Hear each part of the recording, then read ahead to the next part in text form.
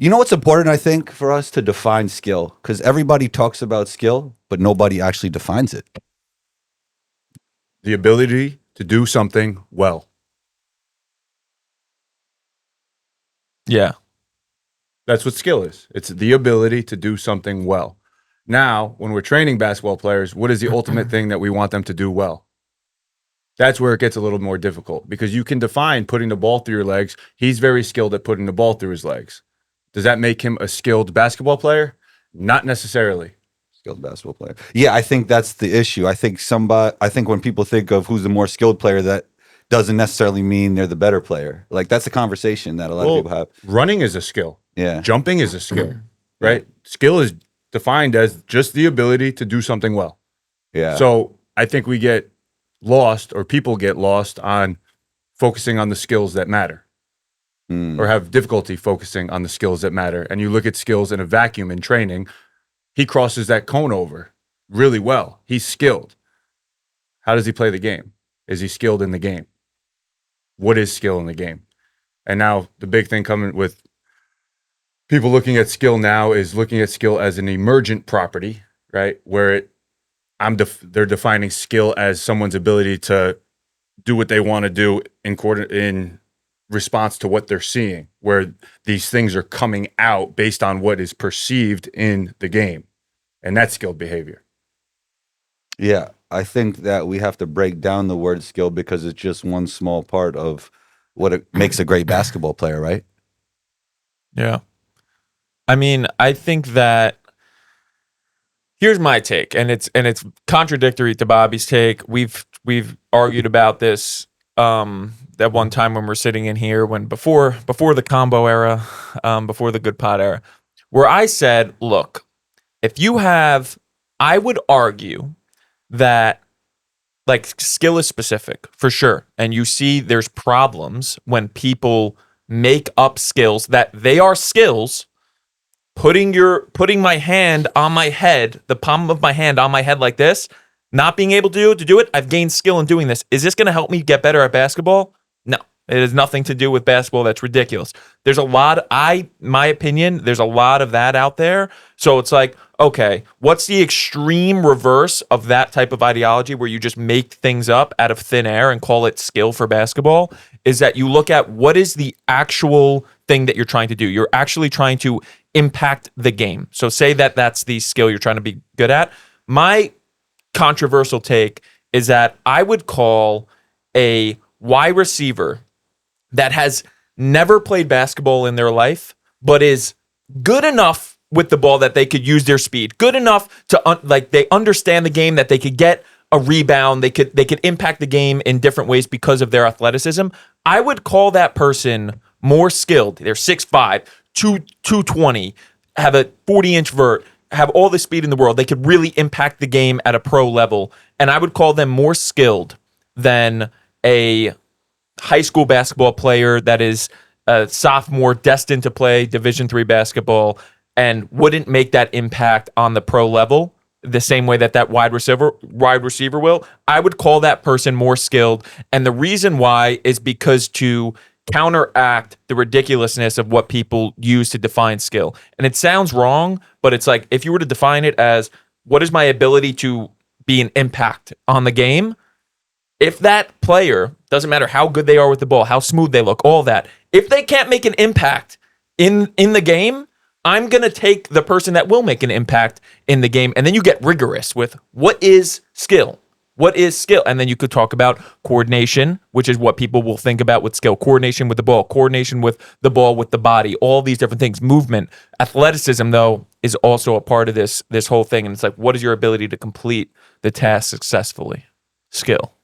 Yeah, I think that high school player might be more skilled than the football player, but the football player is a better basketball player. That's how I would look at it. It just like it can get very, very dicey. And for you, it's like you're a basketball like you understand where this can get stupid. You understand where it's like training could be dumb. So it's like So it's like you're not going to be as susceptible to like seeing things that are, okay, this is dumb, but I'm going to do it because this guy said it would help me. Like, no, that's stupid. Like, that's not going to help you. Everybody's not. So it's like because of that thought, I feel like it's safer to go down the rigorous definition of this is what skill means. It's like, what is your literal you're saying ability? that definition of skill is better for everybody. I believe that it's safer and it's more truthful than what most people use to define skill, because then they start popping things out that don't matter. Yeah, but when a basketball player needs more skill, then we might not be able to help them as well if we don't define the word skill to what it's supposed to be, if that makes sense, right?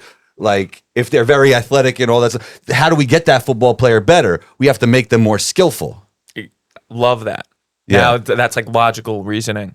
You know? Yeah. And then it becomes, that's logical. It's like, what are their problems that they're facing? Yes. And then how do you what is the correct approach, or at least a logical approach to correct those problems? What's at least a lot, even if you do the wrong thing, it's like, what is at least a good guess based on like conscious, logical response to your problems? Like, at least do that. It's like, I think there's a lot of not doing that. Yeah. You just had a post, there's 100 days till the season. And how would you guys go about diagnosing what a player exactly needs? Because I feel like for one player, what might be important is not important for another player. I need to see the player in front of me first. Like, Yeah. who is this player? Where are they at in their career? Yeah. How much time have they put in? What are the things holding them back? I'm always looking for low-hanging fruit. Like, what's the most efficient way to get this person better? And it starts with asking the right questions, right? Where is this person at? Where do they struggle? What are they bad at? Right? And then you just reverse engineer from those questions. But I think it's like my brain is I'm constantly questioning myself. So you ask me a question like that, it's like I don't have a definitive 100% answer. This is what I'm going to do. Right. And I think that's why we continue to grow and learn more and become better trainers, better at everything we do. It's because I'm constantly trying to attack and look for the most efficient way to get people better, the most efficient way to grow the business, the most efficient way to get better at this podcast, right? That's like, I'm looking for faults of my own. So I take that same approach with players that come in. It's like, where's he at? What's he struggling with? What do they need to do? And then I just start putting the pieces together. But if I ask the right questions, then I can find the answers. If they come in and I already have all the answers, right? I don't have all the answers. I don't know exactly what I'm going to do with every single athlete. It may be more talking to them. It might be stuff on the side of the court, sitting down 10 minutes after the workout and just learning about who they are as a human, right? What fears are holding them back? How do they view themselves, right? What's the relationship like with their coach, right? Yeah. It could be that. You could have a highly skilled player. Great. You watch him in training alone on the court. The kid's got a 40-inch vert, windmills, this and that, and he's on the freaking bench. What's the issue there? It's not more skills training. It's not more strength training. It's not more bounce training, right? There needs to be something unlocked within that player sometimes, right? So it really depends on who's in front of me. But typically I'm looking for the most efficient way to get this person where they want to go. Where do you want to go? And now let's give them the most problem solve. Yeah. Sometimes they just have to play more basketball in the off season. Something about the way you looked at me, that was funny. I have an analogy that I just thought of, and I love analogies. So that I completely agree with that point, and I'll tell you when I don't agree. But I agree. That's 100% good point. Yeah. So here's an analogy. It's like, and it's based on the fact that it's like, if I'm gonna help somebody, I have to be very clear about the data that I actually have that's relevant, going back to being relevant to skill. If I were to tell Bobby to go in that room and we could both see the whiteboard, I could see the freaking marker, and I said, draw a straight line down. All you're going to do, you're going to walk straight. And if I were to direct you to the whiteboard to draw a straight line on the whiteboard, I would be able to do it. We both have the same data. We're looking at the same thing. We both know where the markers are. We both know where the whiteboard is. I know what a straight line looks like, and I could tell you exactly what to do. We both have the same data. Now, the problem is, what if he was in that room, I had no idea where the whiteboard was, and I'm telling Bobby, I need you to just draw a straight line down, because that's going to lead to a straight line down on the whiteboard. I have no idea where the whiteboard is. And Bobby, you know what? Yes, coach. I'm going to listen to you. Drawing. I'm doing it. And you missed the freaking whiteboard. I think that's what happens a lot, where coaches are giving themselves like this power that they have all the data. You don't have all the data. He could see the whiteboard. He has the data. He knows what's going on. It's a very different dynamic, right? And I don't think it happens in a lot of other places. Like music, it happens. Motor learning, it happens. Everywhere else, you pretty much everybody's looking at the same thing. I would argue that like conceptual ideas are like that. Like if we could both watch film and say, dude, you should freaking run all the way to the rim. Like get your spacing, run all the way to the corner, like box out every single time. We're looking at the same data. We're looking at the same things. And we could say, this is what you objectively need to do. The problem is when you don't have all the data and you say, oh, you got to get your elbow in because like that's not relevant. That's not relevant. And that the communication of that data set is not relevant to their goals. So it's like, how can you make somebody, instead of saying draw straight down, like this is the form that you need to do, it's like, I want you to trust yourself to go be able to draw the line on the whiteboard, and you have to find it and you have to learn how to learn, becoming better at seeing what's going on and making adjustments, because all the data is internal. The data that matters is internal. And as a player, you know this, but then when you're a coach and if you're disconnected to the actual learning process for whatever reason, then you'll start to think, okay, I have all the answers because I could see everything. No, you can't. No, you can't. There's things that are happening internally that you don't see, and you have to give the power back to the player. So do you think coaches should pay more attention to what each individual player needs? Because that's not conventional wisdom. It's all about like, we're doing everything for the team. Like that's like Hoosiers type basketball, you know, back in the day. I think we've gotten better since then, but I think that coaches should be like, so you're saying a coach or like a trainer? a coach should be more cognizant of what each individual player needs to get better, because better players lead to better basketball teams. And I think often basketball teams just focus too much on the team concept. No.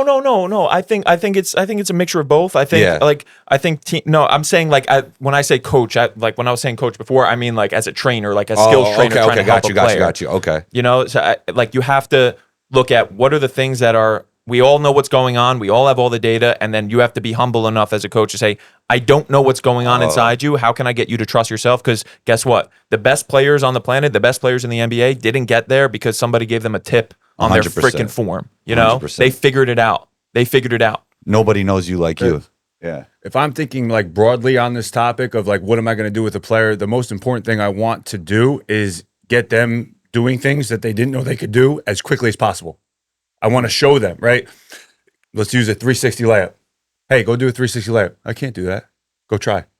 Right? Go try. It's the first step. Right. So it's just, I'm just using a little example here. 360 layup. I can't do that. Yeah. You're going to go do it. You're going to go do it. And then they get rep after rep after rep. And it might take 50 reps. And then the 51st rep, they get it for the first time. And it's like, I just did something that I have never done before in my life. And that energy, what that does to their confidence, what that does to their psyche, what that does to their approach. It's like, I want to get them on that path of attempting to do things that they've never done before. And that could be in the weight room, getting strength, bounce. That could be on the floor in live drills. It could be whatever. It's just, I want to get them obsessed with like trying to do things that they can't currently do.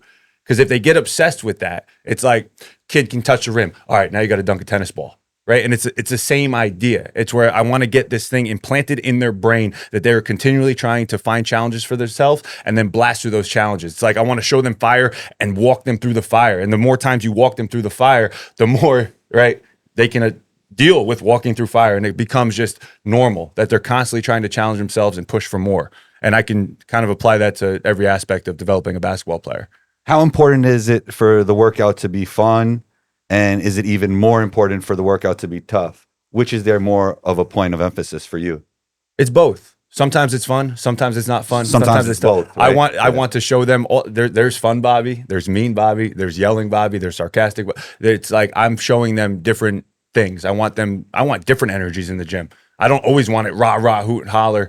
Let's go. Sometimes it's calmer. Sometimes it's nonchalant, and sometimes it's like. I'll do things like I'll tell a kid that's never been in our gym, right, go dunk the ball, right? And he's like really close. I know he's got it in him. I can just feel it. Like he's got a dunk in him, but he hasn't gotten one down yet. And everybody will be there. The kids that have trained with us for a while are kind of in on it at this point. But I'll be like, if you can, and I'll be dead serious. If you don't dunk the ball on this next rep, you're getting out of my gym, right? And you're never allowed back. I've gotten lots of kids their first dunk by doing that. Because I'm like serious. That's funny because some coaches would call that toxic. Some. Yeah, if I I'm not actually saying I if agree I with actually that. kicked him out of the gym and never let him back, that might be a little bit toxic. But I'll err on the side of toxic. I'm okay because I know I'm trying to get something out of that player, right? That they want. Yeah, That player wants to dunk. That player has told me they want to dunk. So if I have to use whatever you want to call that, you're never allowed back in my gym if you don't dunk it right now to give them that little edge. And why? Like I've seen it. This works. yeah, They go up and dunk the ball. yeah, Fear. yeah, The you're trying, like in my head, like you're trying to create a vacuum. You're trying to create a vacuum in the player so that they can like really take in the information that matters. That's what you're trying to do. It's like you can call it toxic, you can call what we do like unconventional, but at the end of the day, going back to your shooting video that you're getting all this hate on, it's like the alternative to that is, okay, we're going to work on this cookie cutter form, but it's like, let's first look at back to looking at what matters. What do the best players do to get to where they were? It's not somebody told them a form tip.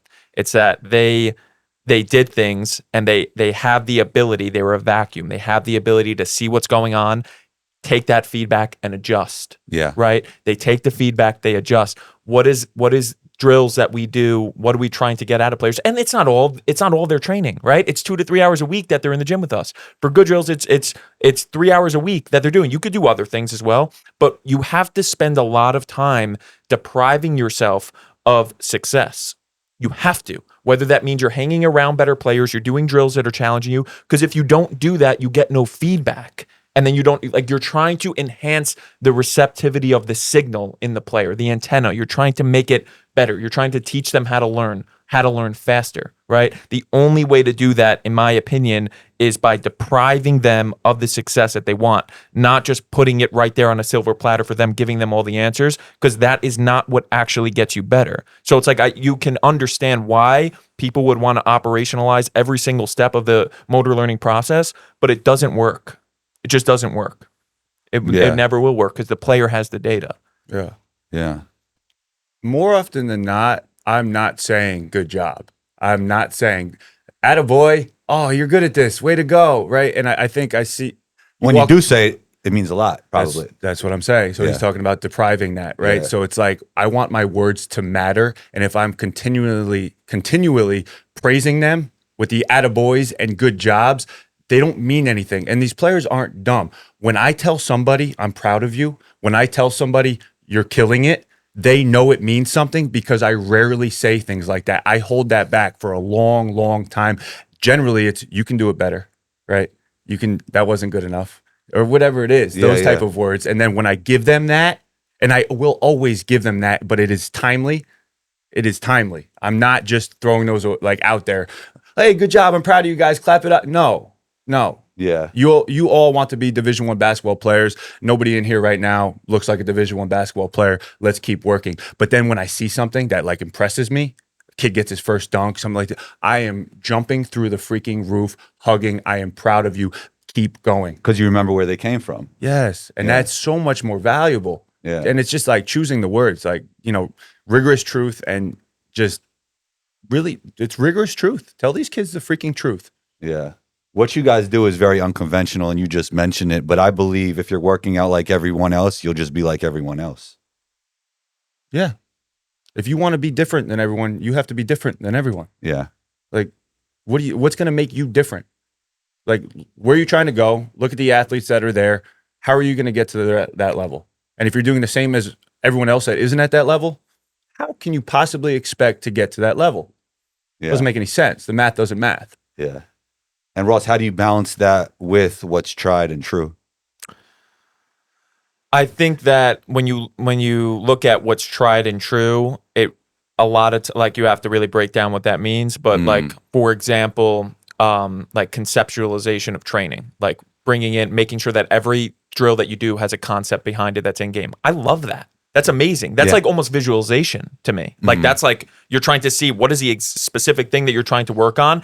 Of course, the game isn't happening, but you're trying to like envision. Like Shea talks about it. Talks about how does he train? He trains like the best player on the planet's guarding him, so that he's ready for it. I love that. Yeah. And then he's in game situations, whether it's transition, coming off a ball screen, and he's being him. Like that's amazing. I think players should do that, and I think it's very important. I think the problem is players don't have the ability to do that at a high level. I want players to do that. I want players to be able to make adjustments for themselves. I want players to go into a game, suck, and know why they suck. I don't want players to go into a game, not do well, and just be like Debbie Downers. I don't know what to do. Good players don't do that. Good players say, in their head, they're making adjustments. In their head, like, this is what I have to work on. I have to go do this. They have the signal. They know what to do. Bad players, what do? It's either like, all right, if they're a workhorse, they just go in the gym, they put up 1,000 shots, and they just work. They don't know where they're going. They're drawing a line in the middle. They don't know where the whiteboard is. They're just go. It's like there needs to be a calibration of the focus. The focus needs to be calibrated. You have to be conscious if you want to be good. Players that work really hard, they're satisfied, right? They love working hard. They love getting in the gym, putting in the work, emptying the tank, all of that. But it's like, is that also going to be 100% correlated with you achieving the goal? No. There's people that work harder than us. They're not as big as us. There's people that work harder than us in the world. They're not as big as us. They don't do as well as us, right? So it's like you have to calibrate its work, but then it's like you have to know what to do. You have to know what work to do. Yeah, but I think when you put in a lot of work, you start to figure those things out. Bingo. I agree. But then it's you put in a lot of work, but there's a lot of people that put in a lot of work and they don't actually pay attention and they want to check the box. They check the box, right? That's most people. But then when Steph Curry gets up his 500 reps, it's amazing. 500 reps. Yeah. But every shot, he's present. Every shot, he's present. He's shooting, he's present. Whether he's whether he's waiting for a signal, waiting for like, okay, that felt weird, let me adjust, or whether he's doing something very intentionally, like a challenge or a focus, it's very intentional, very focused, very locked in every single rep. It's not just, let me just count, okay, finally 20, next spot. That's not how you get better. It's very different type of reps. You know what I mean? Yeah. You have to know when to have like an elevated perspective and when to be focused. Because if you're too focused, you can't see what you could do better, right? Yes. But it's still an intention. It's still an intent. It's there's the attention. I'm paying attention. Let me shoot, see what happens, see how I feel. Keep going. There's a focus, or I'm going to get a very specific type of shot in. This is my goal. This is my challenge. But then there's the third thing of I'm just going to do this because I want to put the work in, and that's your intention. Yeah. Which is fine, but I do not believe that that's the best bet if you want to actually get good. Yeah. Bobby, how sad is it for you to see that a kid in the gym for 10 hours a day and not really getting better? And do you see a lot of that before they come to your gym? How sad is it for me? Yeah. Not sad. It is sad to see somebody working for that amount of time and not getting better. I think it's sad. I kind of reserve my sadness for other things, I think. I can't. I love how closely you're paying attention to the questions, though. Yeah. That's awesome. It's like good. You need to work hard. Like that's like the prerequisite. 100%. It's like the lowest barrier to entry. Like, and I think, I don't know, 80, 90% of people that want to get better aren't working hard enough. Start there. Start with the hours. Start with working harder than you've ever worked before. Start there. And there's not an exact time frame for working hard but you need to set a plan, dominate the plan, put in the hours, put in the work. If you look at the next level, everybody there works hard. What separates them? Why are they at the next level? It's not just hard work. There's something else. I'm thinking of Gino Auriemma's quote, right? He's like, I don't coach effort. I don't coach hard work. You wouldn't be here if you didn't work hard. So let's get that clear. And he does that on day one. I'm not going to coach that, right? And that's you want to get better. Start with that. But then, all right, now where am I lacking? Everything that Ross was just talking about and looking into it. And I think that was me, though. I was the try hard. I was the bad game, 1,000 reps the next day, and it never worked. It was never the answer. I didn't play well. I played tight. I played stiff. I played angry. I did not play the game comfortably. I was, worried about my position on the team, what the coach thought about me. Like that was me. And my answer to those problems was always more hours, more weight room, more reps, more whatever it was. And it never helped me. What I needed to do was relax. I needed to build up some self-esteem. I needed to believe in who I was. I needed conversations. I needed to get these thoughts I had in my head, these negative thoughts in my head. I had to get them out. Right. And talk to somebody about it. That's what changed my life. That's what, to get to where I was to where I am now, it was simply opening up about these negative feelings that I was having and realized that was what was holding me back, was all this nonsense I had up in my brain that just accrued over time. Yeah. And last night you said you had a dark night going through the YouTube comments. It was like a dark moment. A dark moment. Yeah. On the pod, I'll tell the truth. It wasn't a dark night. What was that all about anyway? I posted a video about shooting. What about shooting? I said, if you're getting up 700 shots a day and you're still missing in the game, it's probably because you're shooting very slow. I demonstrated it, right? And it's time to try something else. And then I proceeded to show 4 drills, which I did not mean you're going to do these exact things in the game. Obviously, I'm bouncing a ball. I got to get to the other side of the paint, get back to the ball before it bounces, catch it and shoot, right? What is that? There's some chaos there. That requires speed. That requires intention. That requires a focus, right? It's something that's going to get you out of just the mundane, shoot the ball and then, waddle after your freaking rebound, right? Another one was a self-toss in the air. You got to jump in the air, catch the ball, and shoot it. What does that require? Speed, right? There's a constraint there. I need to get rid of that ball before I touch the ground, so it is forcing speed. Do you know what speed is great at doing? Driving efficiency, right? So if you have a herky-jerky motion or whatever, now you jump in the air, catch it, and let go of that ball, right? All that herk and jerk is gone. It forces it. You have to have a tight, compact jumper. No, you're not going to do that in a freaking game. That's not the point, idiot, right? The next time, right? The other one, 180 shot, you have rotation involved. And you're also starting with your back to the rim. Now you have to jump in the air, locate that rim very quickly, and deal with the rotation of your body. That rotation, again, is going to force you. I see it. It helps this. Gets a tighter jump shot. Yeah. It's good stuff. I think that's all true. I would also say, do you have the right information on how to become a better shooter? And then also on top of that, increasing speed might just be playing your sport. Like some people are just in the gym shooting too many jumpers and not playing their sport enough. I think those two things are really important as well. Yeah, typically my answer, like if I was like telling 100% truth, it would be less about the 4 drills I showed there in an empty gym, but I'm showing a kid what he can do in an empty gym if he doesn't have friends to play with. But it's more putting yourself in the situation that you're struggling with. Yeah, you got to find the people to play That's with. what we say. I want to put together like a step-by-step process of making friends. Okay. Yeah. Now we're really going back. No. It's like a joke. Oh, okay. I'm joking. It's like the best thing you can do. Like you want to get better at shooting, like have somebody close out on you and get shots up, play one-on-one, one dribble max, threes only, right? Get in that I did situation. that yesterday. That's crazy. That's a good drill. Yeah, I did that yesterday. Ross invented that. You invented that. Most things. You invented most things. I'm doing things Look around you. I'm All I'm me. doing things I didn't even know Ross invented. No. Ross invented Gabe. No, Yeah. I'm doing all of that. Yeah. Hey, we know we could become more skillful players, but how do we work on the intangibles like feel for the game and toughness? And do you believe players can get better at those things? What do you mean specifically by intangibles?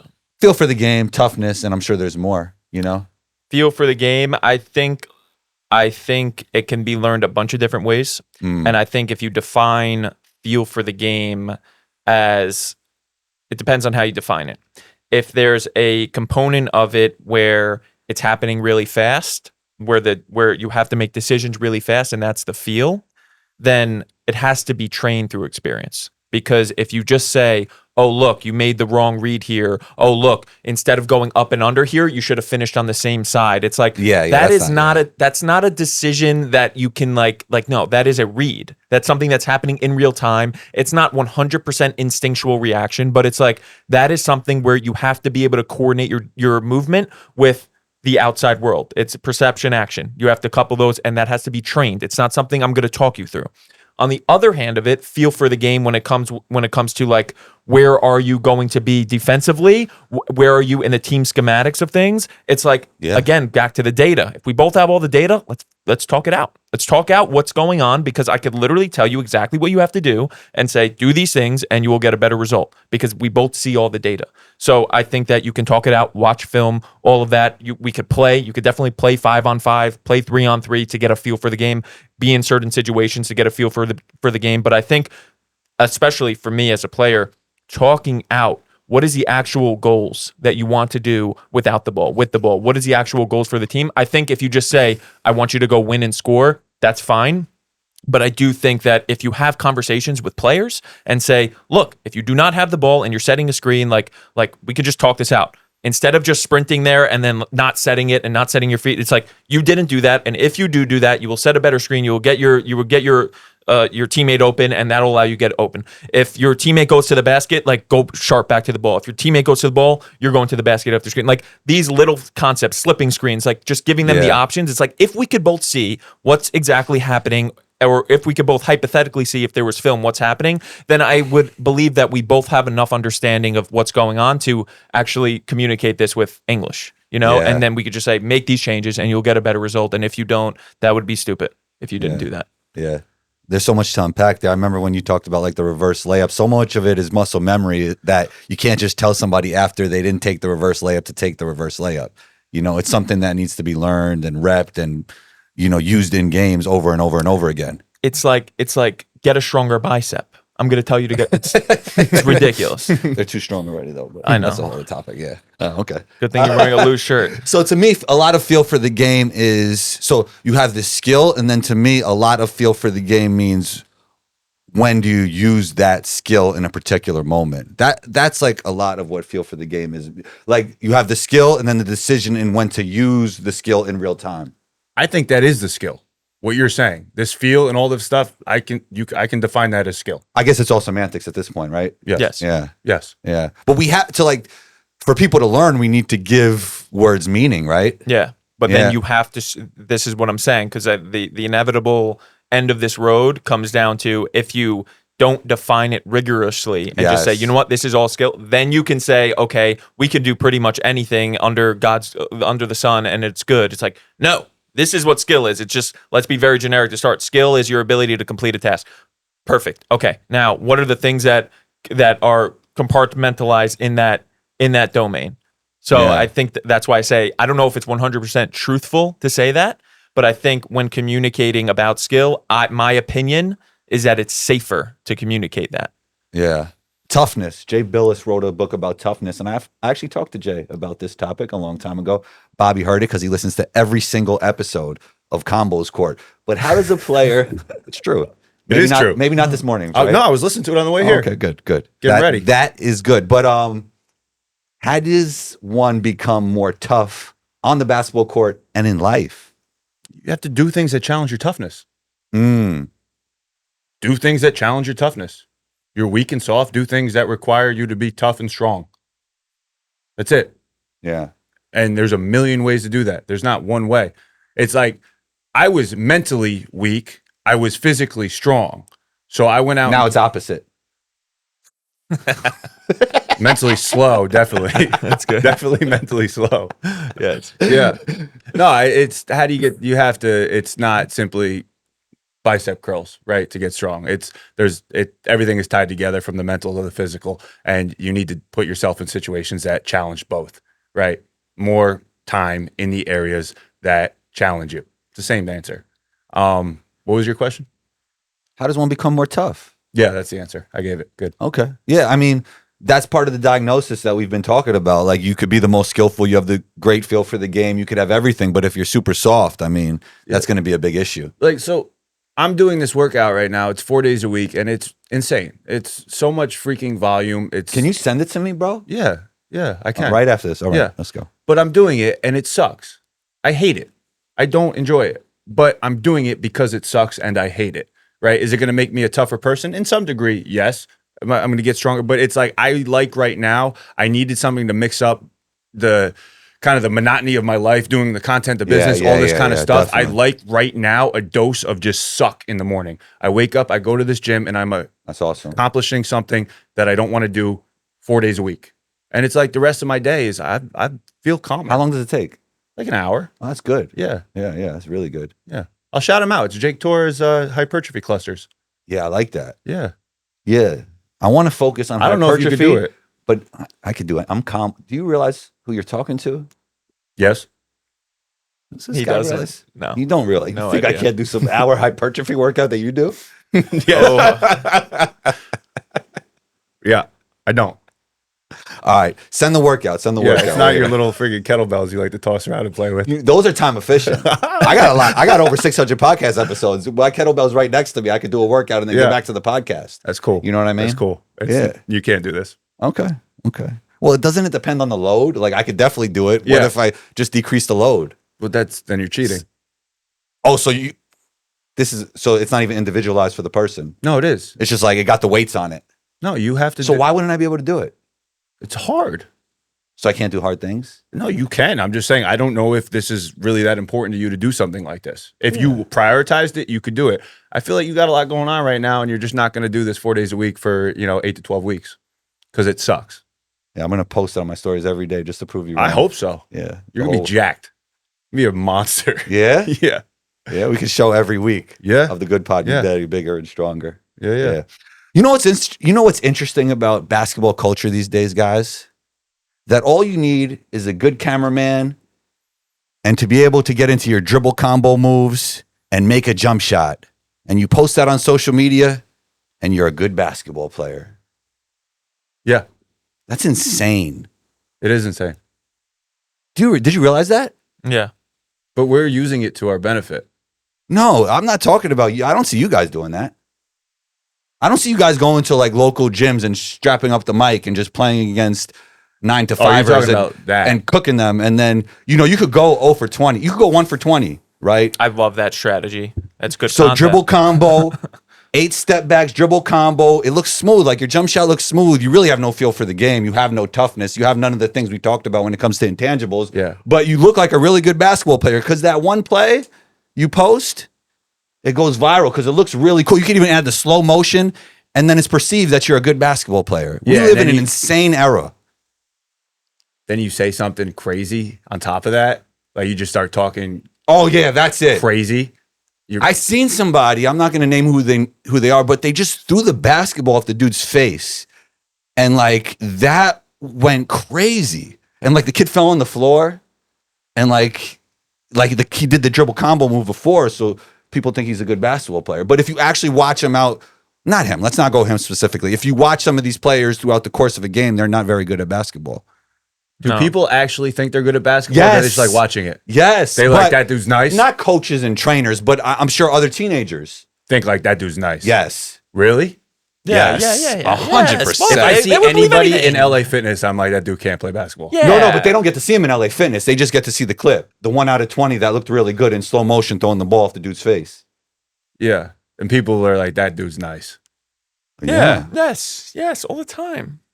Of course. It's crazy. Believe anything. And then you see it often. They'll tell you like, well, I saw that dude I was following on Instagram play. Like I saw him in the gym for the first time. I was following him for 3 years. He's not very good. I'm like, whoa. Yeah. I mean, there's more to just making a highlight dribble combo move into a nice jumper and putting it in slow motion and having a great cameraman that you're paying. Yeah. This That's is- just not that's entertainment. Yeah. And it's crazy. And it comes to training too, because people will train somebody one time and then when that player plays good, they'll post highlights of that player and the training they did with them and connect it all together. But they might have only worked out with that person one time. Yeah. And it almost seems like they're trying to take the credit for it. It's crazy. And then where is that trainer when that player tears their ACL? He's not posting them anymore. Crickets. He's not posting them anymore until he recovers from that ACL surgery, which took him a year to do. And then he comes back and then he'll repost that again. I wonder why people do that. Because They're it's trying like, to take shortcuts. but it's like Well, it's cloud chasing. they know where it ends the road. Like if you especially today, if you're not genuine about things, like if you don't have a good brand, you're screwed. 100%. But they So don't it's- know that, bro. They're not I want to see the longevity. It's not in their this. fault. they're not like us. They're not like us. I do dumb things too, but it's like you have to really just be misinformed about how this actually works to like do Well, to something them, like success is just going viral that one time, maybe not building something great, that. Yeah. you know? Yeah. Is there any longevity into it? We'll see. Like I would love for one of these people that's doing what you're talking about to actually make it and like turn that into a brand or a I business. guess what is making it is a good question, right? What is making it? Building something sustainable? It's person to person. Like, Yeah. Are you living the life you want to live? I think that's making it. We all made it then, right? Yeah. Yeah. We're here. With the good pod. Yeah. Ready to just coast. Disappear. Yeah. Go on. Speaking of that, you guys post a lot every day, right? A lot, 4 to 7 times. How do you balance your mental health with posting 4 to 7 times, or is that just a benefit to your mental health because you're doing what you love to do? I do not love to do it. I do not. Okay. I do not. I don't even think about that at all. That's just the truth. People say that all the time. That's just the truth. Like I don't even think about that. I was thinking about this yesterday. It's just like my best days, like when like after a long day, like my best days where I like, okay, that was a really good day is when I do something and I push through. I push through. That's and awesome. I empty the tank. Like those are the most satisfying days. Regardless of if it's I'm doing the most important thing for the goal, got back to like work and intention and direction. Inputs and outputs. Yeah. Like an efficiency with what you're doing, all of that. It's like, I have an idea, like we're in the right direction, right? But it's like when I have the best days, it's when I really didn't want to keep going on that zero clip because I was doing it for whatever in the dark room for 2 hours yesterday and I was doing my own thing and it's just like seeing it, noticing it, and then just doing it anyway. And then I play after and it's like, okay, like that's a good day. Like last night was my best night's sleep. Like I feel good in bed. Like those are the best days. And when I stack those days like that and it builds momentum, that's good. It kind of goes to the thing you were talking about with working out. It's the exact same thing. I mean, there's a lot of science. We could get a doctor in here, but there's a lot of science behind this. Like doing hard stuff is very beneficial. Yeah. Yeah. It's funny. You're like, how do you balance that with mental health? I was like, well, I'm probably not mentally healthy. You know, that's my first like gut. But it's I guess all greatness takes some sacrifice, right? I don't know anybody that built anything of like magnitude that had balance, like defined balance. I don't know what that means. Talk to anybody that is at a high level in whatever they do. 100%. There was a period of their life where it was balance. Like, you know, it's funny. You talk about the period of their life, and then once they get to a point where they've done anything, they'll give advice to people that maybe you should have some balance, right? Because they got into a point where they already went through all of it, and then they're telling somebody who's starting their journey, I think you need balance because that's helping me right now in the current moment. It's really interesting. But with that being said, like I create non-negotiables. Like I can't do this Thursday mornings because I'm taking my daughter to the little gym for gymnastics. That's dope. That's yeah. Saturday, I've got my hobbies. I've got these things. I have non-negotiables in my life that I do, right? And I set those up, and I've been able to keep them. So I do have non-negotiables, and when I'm getting off, and there's times where my brain is not firing, and I'm like saying things that don't make any sense or whatever it is, it's like I need to take a day. And I'm gonna leave for a month here in October. I'm out for a month, and I cannot wait for that. But at the same time, it's like I don't hate where I'm at right now. Like I like to suck, and it's You're not out that for it's a month. Yeah, I guess me and you got to keep the pod going, man. yeah, But yeah, probably gonna end anyway. Never. No, it's like that's It's the more time that I do this, the more time that I just go and go and go. It's like, what more can I take on? What more can I do? Yeah. And it's like in the beginning, problems are frightening. Now it's like I wake up every day, and it's like the fact that there's problem means that there's room to grow. So I can wake up every day, and in the day, if I just look at the day, it's like problem in the micro of the day, and I go to bed at night, and it's like I don't know if I can do this again. And it's like a lot of that, and it's less now than in the beginning. But now, if you zoom out, it's like look how far we've come in 2 years. Right, it's like in the day sucks. In the day, problem, but we're figuring out answers to problems. We're solving this. We're doing this. We're growing. We're doing this, and then you zoom out, and it's like, look at what we just did in 2 years, and it's insane. Yeah, you have combo here, We've got combo like here in the building. Like it's not even virtual. That's crazy. Yeah, Look what you've done. dude, made it, Made it over. done. Yeah, it's interesting. So everybody has problems, no matter where you are in life. So it just depends on if you have the bad problems or the good problems. A quote I like. It's like Tell me about a quote you like. everyone wants a problem-free life. Not happening. Right, not happening. Become somebody that can handle problems. Right, it's Yeah. like that's what I want. I don't want a problem-free life. I want to become better at handling problems. I want to become a man that can handle problems. I love that. Yeah. Thoughts? I would always say during preseason in college with Tobin, it was Tobin hell. was your coach? Yeah, 5-star? Yeah. Yeah. Dribbling drills when I was a kid. He was the big dribbling drills he's guy. nuts, dude. Yeah. Go crazy. Every Oh, he just won a champion. He just went really far in the tourney and won a conference championship, right? Yeah, oh, with good. FDU. Nice. Yeah. Shouts to every him. single year that preseason was hell with him. It was nuts. But every single year, I would always say, like, because we would have to wake up at 5, we had to go like do crazy drills, crazy things. Like it was insane.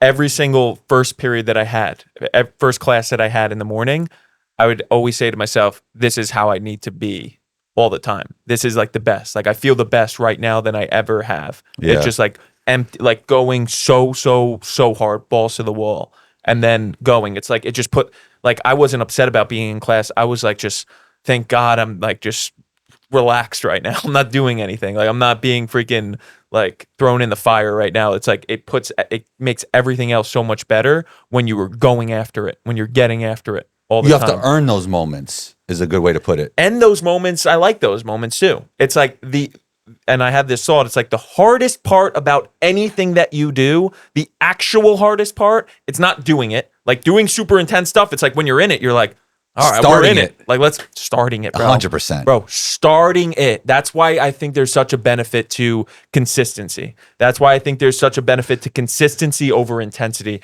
That's why it's like the law of diminishing returns exists. 100%. Because starting is the actual thing that's the hardest thing. And then everything else after that is cherry on the top. But it's just like, can you be consistent and can you just freaking start your engine? Can you just start? Yeah. You know, but after you get over that hump, it's like, oh, thank God I started. Yeah.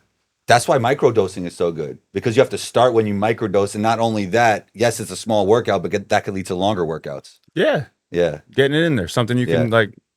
you can fathom. Yeah. That's what, if you're not working out right now, go work out for 10 minutes.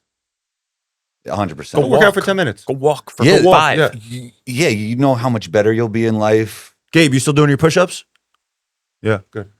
Yeah. I mean, walking 5 minutes in life over the course of your life would add so many years to your life, even if you did nothing else in terms of exercise. It would. Yeah. My incredible. wife's grandfather is 100, turning 102. He walked 2 to 3 miles more, but he was walking 2 miles a day up until he was like 98. Yes. But on top of that, to be the greatest ever, you can't just microdose. No. Well, that's like one thing. It's like strength training. Yeah, that's true. But what I'm saying is, like, you could get like 80% of the results with 20% of the input, but that doesn't work out if you want to be the world's greatest, right? I think it comes down to really attacking who you are, what you believe, and what you're currently doing, and looking for flaws in yourself. Yeah. Is what's going to separate it. Like being willing to, because once you find enough flaws and you get good enough, it's like the fear of Keep going. the fear of having a flaw is gone, and it's like if I find flaws, that's good because that's room for improvement. And like the greats, it's like if they can just find one more thing to get better at, that's gold, because the better you get, the harder it is to find problems. But if you can continue on that trajectory of finding problems, finding ways to get better, it's like it becomes exciting because it's evidence of room for improvement. Yeah. Impact of the transfer portal, NIL, in college. What have you seen? You guys work with a lot of athletes that play at the high school level, play at the college level, athletes looking to play at the next level. What have you seen? Is it more good than bad? Is it more bad than good? Thoughts? That on top of the COVID year is like a crazy time, right? So kids had 5 years instead of 4. You're battling with that. You're battling with, and all of it. It's I want to see how it all shakes out. Honestly, it's like right now it's just a weird time. Predict how it will shake out. There's with what?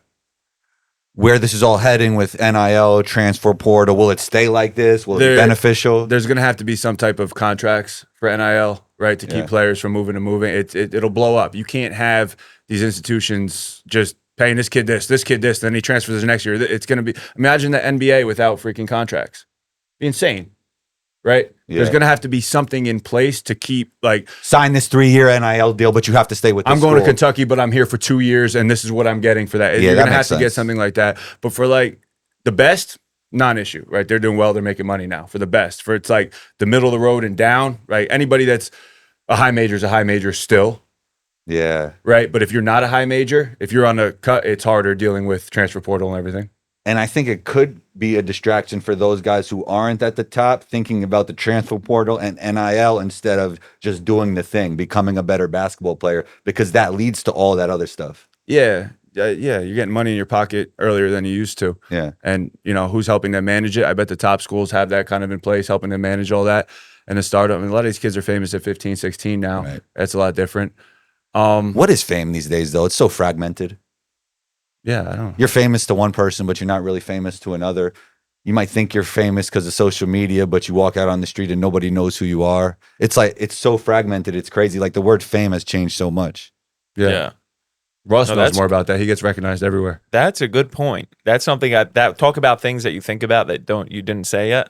I haven't heard that before. Clip that, Gabe. That's good. Yeah, no, it's Yeah. true. It's like I don't think of myself. I think most people that have Well, you're well known within your niche, right? Yeah, I think most people that have 50K followers that get a quarter of the reach that I do would consider themselves famous and like hold it as like a badge of honor that like you're this Instagram famous person.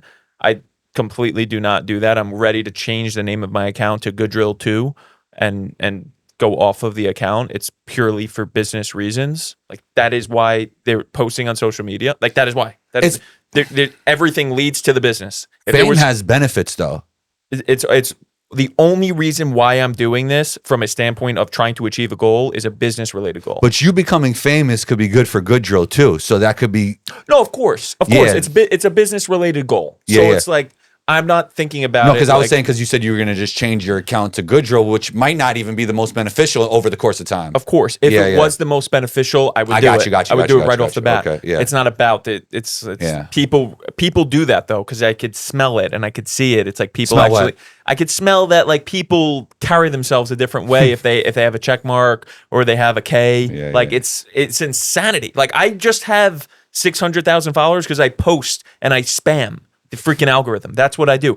Do I provide a lot of value and and information? Of course I do. Yeah. But it's like the only reason why I'm famous in the niche is because I just post a lot. I'm not like there's nothing inherently special behind anything else. Like I'm not like a movie star. Yeah, but then anybody we could say everybody's not special because Tiger Woods put in all that work, right? And that nobody saw for all those years and he became famous.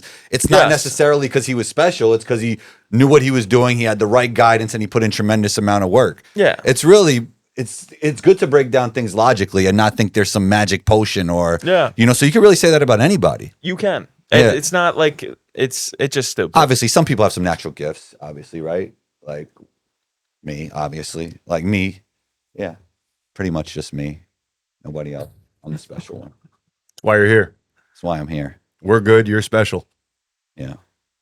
Guys, anything else before we get out of here? Any thoughts? How you going on vacation, man? Not really vacation. I'm the best man in a wedding in Italy. Wow. But I think I only got named the best man, so I show up. Good food in Italy. The best Chinese food I've ever had was in Italy. Isn't that interesting? That's crazy. It's really What a good. crazy thing to It's say. really good. It's definitely really the good. best Chinese food I ever had was in Italy. Yeah. Gabe, how long have we been going for? 54. That's perfect. That's good. All right, guys. That's the second episode of The Good Pod. Subscribe immediately. Follow immediately. Do your stuff, man. Do your immediately stuff. that you I like. do post good drills, pods, follow me. We post good pods. Follow us. We do good pods? We record good pods? No, we shoot do good pods. No, we do good pods. We do good pods. There's one line that I really like that I can't wait to see about your morning routine. Oh, we're going to get that. That's going to be clipped Right up. after. Yep. And I need morning that routine? workout. All right, we're out of here. Peace.